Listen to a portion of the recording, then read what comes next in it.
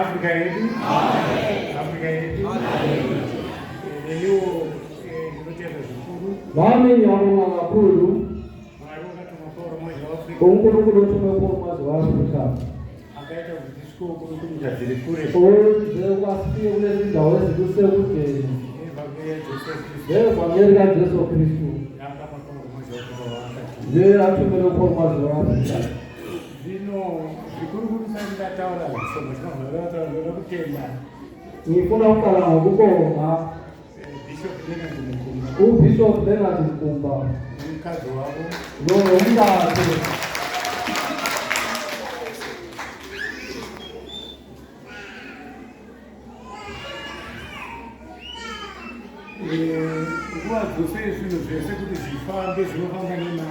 Isikhathi esiningi uba into zikazokaziswa imali. Kana vanaporo netaso pavainga machini. Noma uPaulo wasetaso behamba ihambo zabo. 6 months kuine chando waigara na Priscilla na Aquila. 6 months behamba emkandweni babehlala lo Priscilla lo Aquila. Abavele company kugadzira matende. Babe le company yokulungisa amatenti. Vatengesa matende avo. Babe bethi mangathengisa lawo matenti. Chirimo chasvika. Ngesikhathi esifaneleyo. Kuwanira mari Paulo ekwenza matimba. Babe tusumana imali yokuba uPaulo ehambe indawo zonke. Afrika yedu. Amen. Yesu otoda kutenda Bishop Mkumba wedu in Africa na mai Bishop Mkumba. Nekuti pasina combination yakanaka marai. Siyabonga combination imali ayiphumi. Zvino apa mwana vakuvasanganiso dzezvekumuforo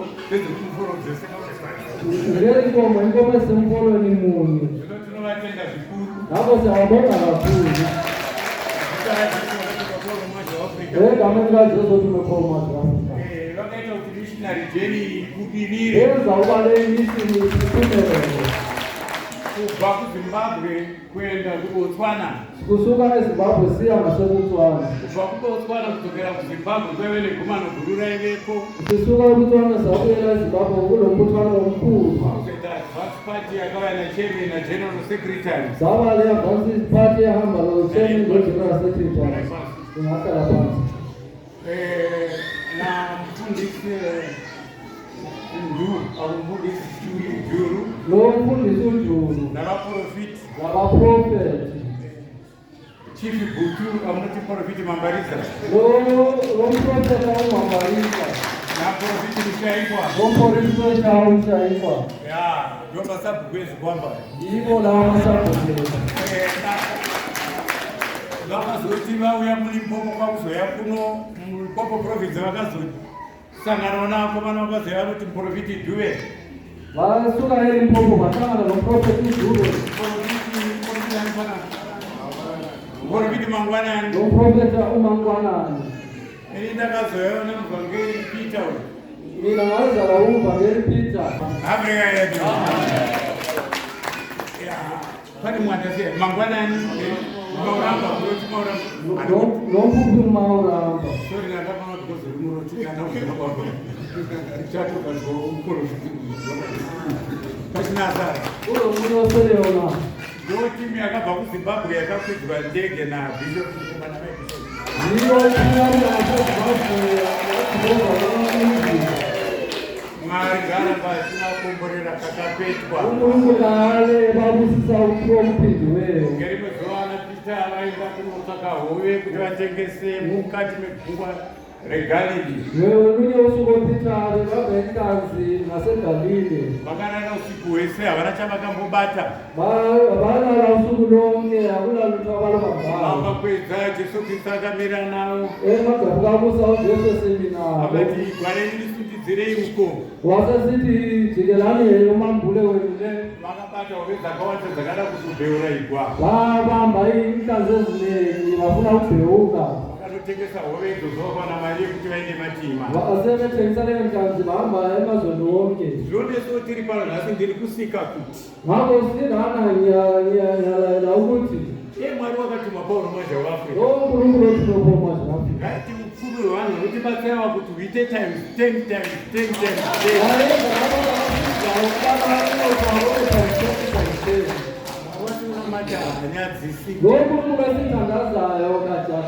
ndamukana 5 o'clock mangwanani nivuke ngo5%. wakuchitogora zvakanyanya kuinde makore Ndekubanda impela. kana matendikati Mwari nhasi masikati tiri kuda zuva Ngathi namhlanje sicela ilapha. Ngakona ngaliphumile. saka ni chimwe chinhu chandoda kutenda iwo chakanyanya ndechekuti makaramba makabatirira Into efuna ukungaona ukuthi alenibambelele. musatorwe nemateam package vanoti uyati kupe ufundisi Lingathathwa i-team package efuna ukunikeza umfundisi. Paulo manje wafunga achitiparidzira ikati ndatumwa naJesu Kristu Ukhongozi wafika eliphakethumazi wathi nguye uJesu. kuti ndizotora vana veAfrica Ukuba ndithatha ingane zaseAfrika. ndivavise muri maguru Ngibamisele nomkhulu. vauye muchiedza Babuye ekhayeni. nefundo zvatinongokutaurira chauya kuno Ngathi sitshela amazimanyo bayasizelana. kuti rambai makabatirira pana Paulo manje waAfrica Ngalani libambelele kuPaul weAfrika. ndiyani nyika itsva Nguye oleli izulu elitsha. kwakuziva seiko kuti isusu tiri varanda vaPaulo manje waAfrica Ngizabakwazi kanjani ubana siyinceku zikaPaul weAfrika. unofanira nezviratidzo zvaanotipa kuti tiite mukati menyika Ngiyabona ngezibonakaliso asinikeza. nokuti tinomirira Yesu Paulo manje Ngoba simelele uPaul weAfrika. Afrika yedu tisati taenda kumaungwa kuchirayiro Singakayi ngasemawungwa esidlweni. takaenda navakuru vechechi Ngahamba labakulu bechechi. kwakamudzidzisi Endlini yabathunwayo. chairman weAfrican Apostolic Church Uchairman we-African Apostolic Church. Bishop Elson Tafa Ubishop Nelson Daba. General Secretary General Secretary. Bishop Richard Juru Ubishop Richard Juru. Vice Chairman Vice Chairman. Bishop Cheta Ubishop Teta. Finance Chairman Finance Chairman. Bishop Mukumba Ubishop Mukumba. tinokumbira zvechirayiro Sisiyacela okwesizwe. mutumwa wakatitenderera kuti itai Uwo wathunwa wasivumela ukasiyezana. taenda kuba kwomutumwa takanokomboresa chipapata chirayiro Ziyendile kawathunwa sihamba uyabusisa isizwe. chitatu manheru ndakafonerwa navamwe mai ngolwesithathu ngafonelwa ngomunye umama vekuruwa owaseruwa vari pasi pamufundisi mache ongaphansi kwamfundisi umathi vakati wathi bishop ndine mwana womusikana wathi bishop nengane yami intombazana ane makore 6 useneminyaka emithize mwana iyo haamuki kana akarakeda kutozonamatira mvura alfa naomega tomukushira uzomu le ngane ayivuki sithakazela amazwi kaFana omega simfeze avuke zvino ndafonera kuti mutibatsire nemunamato kuti zviri kuitika pamwana wezvipere ngifone kuba usize ngemthandazo kuba lokho kuzala kule ngane kuphele ndikavati isaga nenderere ngathi ayipapa legebe sembura mukapu faka amanzi ekomishini nomandarere nezita raJesu vakasibabhauzo nalayela ngegama likaJesu kunokomazi wakho wabafundi abakholwayo ndikati right dambudziko remwana ndapedza ngathi le mama inkinga yengane isiphelile asi mangwanani kepha kusasa amadamu uda kakuza kuti azunduzo upedzane ngarota ngifuna ngitshele iphupho alifileyo Afrika yetu wakarara kuti mangwanani na 6 okongoni yapinda walala ekuseni ngo-6 emadamu kakuza zvikanzi bishop ngezwa ifonisithi bishop ndinotenda kutumwa kwaPaulo manje waAfrica ngiyabonga ukuthunwa kwaPaul mazwe weAfrika nhasi mwana wangu angumuka nyore nyore zvinongeta vamwana vese namhlanje ingane yami ivuke lula nje okwenza ingane zonke ndikati asanye upedza rotaura kukutaurira kepha unephupho ufuna ukutshela ndikati mupei foni ngathi mnikeze ucingo ndobva mwana wayapuhwa foni ngakho le ngane yanikezwa ucingo ndikati bishopi ndarota ndaenda pamba pamudzidzisi wathi bishop ivuke ngihamba endlini owathunwayo mudzidzisi wandikwidza mota yavo chena owathunwa wangiveza imoto yakhe emhlophe ndobva taenda maungwa kuchitando saya ekotitando tiri vairi sibabili tasvika ikoko sesifikile kule ndawo isapuruka akavaka sanctuary yese akapedza owathunwayo wayehla wayakha isentshari waqeda apedza kuvaka sanctuary akomborera chirayiro eqeda isentshari wabusisa isipho tadzoka tichiuya kuno kuharare sabuya njalo ngaseharare ndazoona ndaapamba pedu ngasengibona sesendlini asi ndaona paine mazai anga akawanda payati ngibone kunamabandla amaningi ehadini ehuku enkukhu ndatora bheseni ndakuisa mazaya nathatha ibhesini ngafaka lawo asi makanda mumwoyo mangu kepha enhliziyweni yami ndati ukuzekuzawukandira sezvekuti 2 months dzisingakandiri inkukhu zethu sesile 2 months zingela makanda ndobva mukunda wayapepuka ngasemphaphara afrika yedu saka takabva taziya kuti chirayiro chedu mutumwa atodini sabakwazi ukuba wathunywayo wesizwe sethu sibusisile ndikati raiti pamaifoni atinikezwa pamaifoni ndikati maitirega kuteura mvura mukuchireyadhi nemuchirugwine huku dzinokandira dzikutakaukandia asasiti mara ndikadazele amanzi sekunotangwaita mwana wenyu njengokuphupha kwezeigayo afrika yedu ndakutaurirai chire chizaro ichi kuitira kuti muzive kuti isusu ngilitshelele samburo ukubana lazi ukubana thina tikivaranda chaivo chaivo vaporu Mwazha waAfrika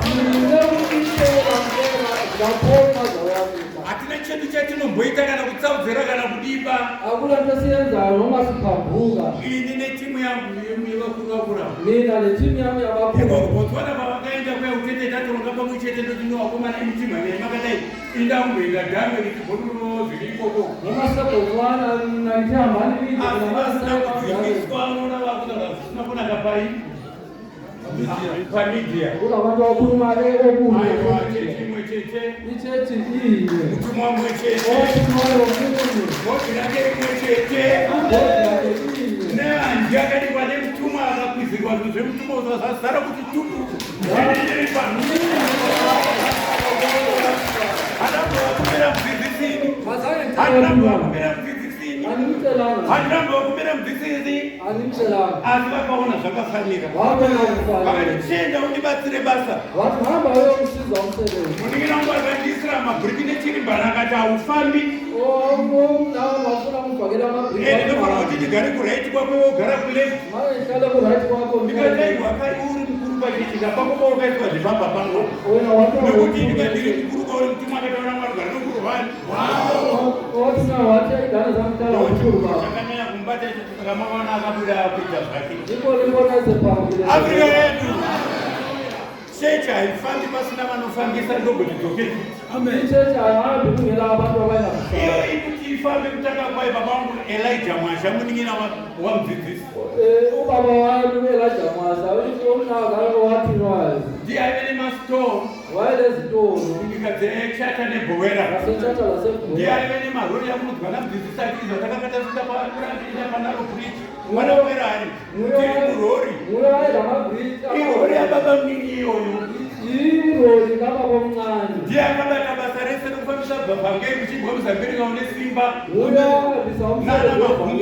namagumura ya chigaro chake chichibva isikhathi sakhe sesidlulile uchive anakadzima mota dzake dzizimukeni dzikachembera zichisevera chechi moto zasezimukeni zasebenzela ichechi afrika yedu mukauya nabhishop madondo akatenga majenareta akatenga kurusa iripo iya akatenga muso akatenga benzi grosari mota yaenda yakagara pasi kunesa bedi Jefferson yange itaura watenga le moto yafika ngalo Jefferson era yako ikadini isikhathi sakhe sadlula zvino iyi haitenderwi ngakho le iripo yacho iri kuti sapota kuti chifambe haitenderwi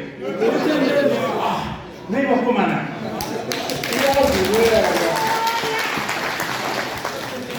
kuti mwavapauro Mwazha waAfrika ndakukwedzisa tiri pamaungwa chirayiro chapera nesudo taugadzira kuparara kwakauya murume kugamhenoparidzera achiti ava ndio muvhangeri wangu nemwe waainaye machezakati vanobva zake here kana kuti ndobvamvangeri ati ndauya nemurume uyo ane masoko akautaura ibhishop ndikati ngataukati bishop mukadzi wangu umfazi wami yanga ichingove ndonda kwemakore ubengela mandla nje umuntu owehlulekayo isikhathi zonke asi akazozwa foni ichiringa foni yake wezwa icingo lakhe likhala ndobva atarira akaona pakanzi unknown wabona kubhalwe unknown ndobva ati halo wasesithi halo ndobvanzwa zvichizi nenzwi remunhu wemurume wezwa nyelizwi nomuti wesilisa ndini bhishopi Ngoni wati ndimubhishopi Ngoni ndauya kuzokuteurira ndizokuzokutangazela nhasi dambudziko rako rapera wapona namhlanje inkinga yakho siphelile susindisiwe achibva apona ipapo wasika khona murume wacho andirondedzera izvi akati unayo nemvura iri mukadzi wangu ari pamurawa haana kuuya pano wati ngize namanzi ngoba umukadzi wami sesikhathini ndikati o inzwi zvaro rakazonzi bhishopi Ngoni ndoserafimbura mutumwa iroro ngati isalatin ndinotoona pauromazha wei nami ndisetshenziswa mpholomazo yami saka chiti kachibatsira munhu ndinorayira chiti nezita raJesu akatuma pauromazha waafrika chikwambo chodora nami nditi ngegama likaJesu kutuma pauromazho waafrika itikoloji yeru afrika yedu saka chechi haisi yangu ichechi yamudzidzisi asi chechi yami chechi watumwayo Ayo zvakanaka takuenda